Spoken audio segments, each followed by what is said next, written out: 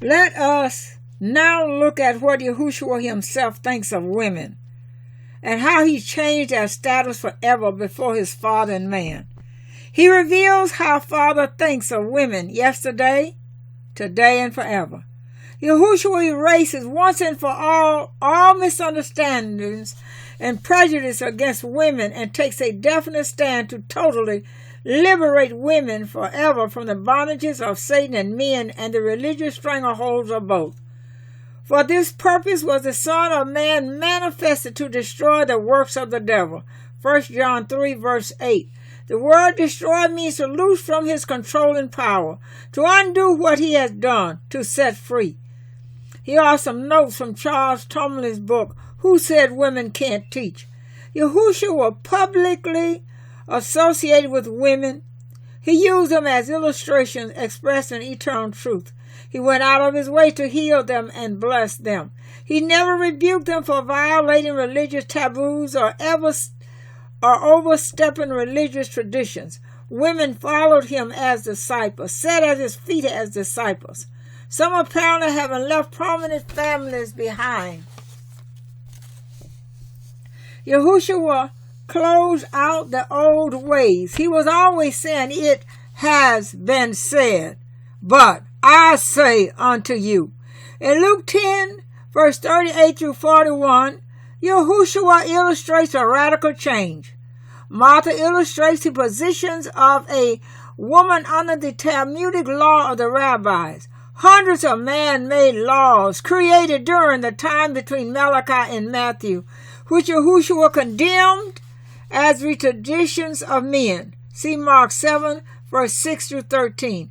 By Talmudic law of the Talmud, no one could heal on the Sabbath because it was considered work. See Luke 13, verses 14 through 16 for an example. Mary of Bethany took the posture at the feet of Yehoshua as a disciple or student would at the feet of their rabbi. In Luke 10, verse 39, it says, Mary sat at Yehoshua's feet and heard his word. Here her discipleship was affirmed. Mary took a male's position. This is why Martha was so upset. Martha took the traditional female position. She was probably horrified at her sister's brazen action. Yehoshua set Martha straight in verses 41 and 42. Mary's choice was revolutionary. More revolutionary was that Yehoshua, a Jewish Hebrew male, did not rebuke her, but he encouraged her in her action.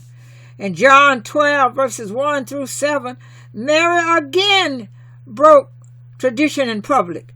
She stayed in the room with men instead of taking her place in the kitchen. Then again breaking tradition, she pours the perfume over Yehoshua's feet, kneeling before him. She then does something for which a man was allowed to divorce his wife. She loosens her hair to full length. According to tradition, Talmudic law, if a woman lets her hair down to full length in public, she is considered uncovered. The cloth that they covered their heads with didn't reach to that full length, but Yehoshua defended her radical actions, since she alone of all the disciples understood his death. She sat alone at his feet in front of all the male disciples, and Yehoshua praised her. In verse 7, Yehoshua says to those who criticize her, let her alone. Luke 11, verse 27 through 23. According to Jewish law, Judaism, the woman was created for man, to be his possession and to bear his children. This is a belief and practice in most pagan religions today.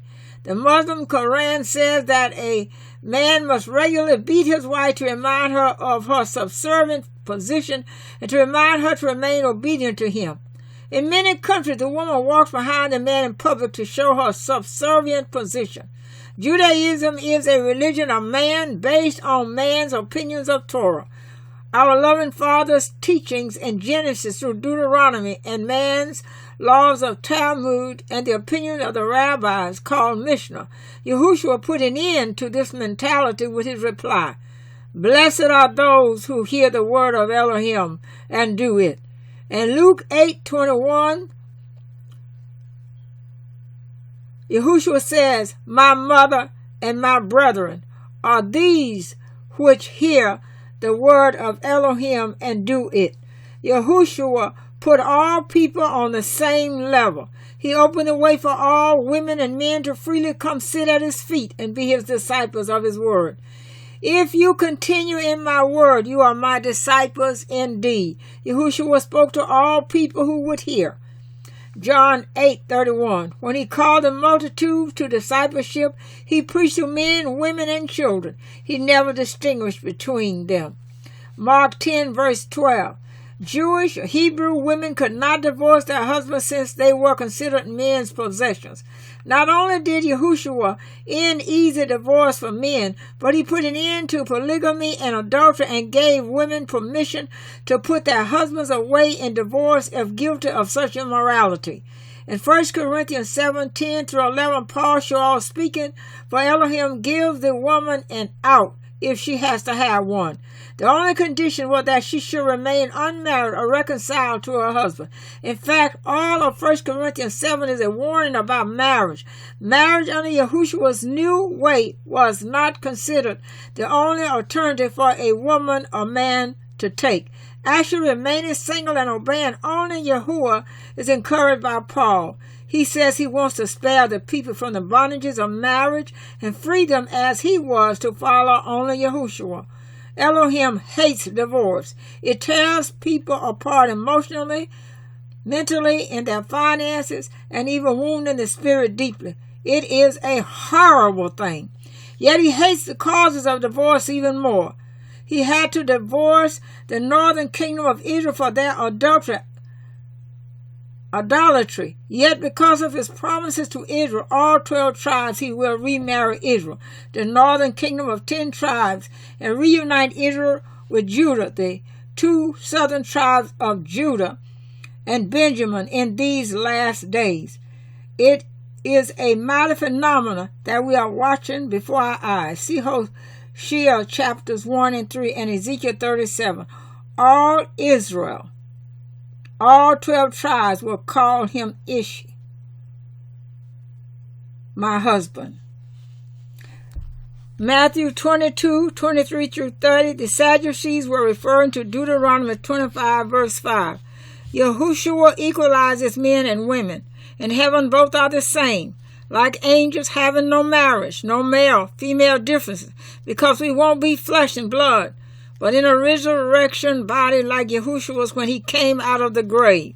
See 1 Corinthians 15:49-50 and Philippians 3 verse 20-21 and 1 John 3 verse 2. Leviticus 20 verse 10, and the man that commits adultery with another man's wife, the adulterer and the adulteress shall surely be put to death. John 8, 1-11. Notice how the Pharisees only brought the woman to Yehoshua for judgment and stoning. Where was the adulterer, the man? Who were they protecting? One of their own? Yehoshua had mercy on the woman, but told her to go and sin no more. The Pharisees were hiding behind a tradition that nullified the law of Leviticus. There were many traditions which nullified or changed the law of Elohim to fit what man wanted. Mark 7 verses 8-13. Laying aside the commandment of Elohim, you hold the tradition of men. Full well you reject the commandment of Elohim, that you may keep your own tradition, making the word of Elohim of no effect through your tradition. Well, these Pharisees, many of them puppets of Rome, guilty of adultery? The incident seems to indicate that Yehoshua rebukes the Pharisees in Matthew 23 as those who put laws and burdens on other people that are grievous to be borne, but they themselves would not lift a finger to obey the laws they had made.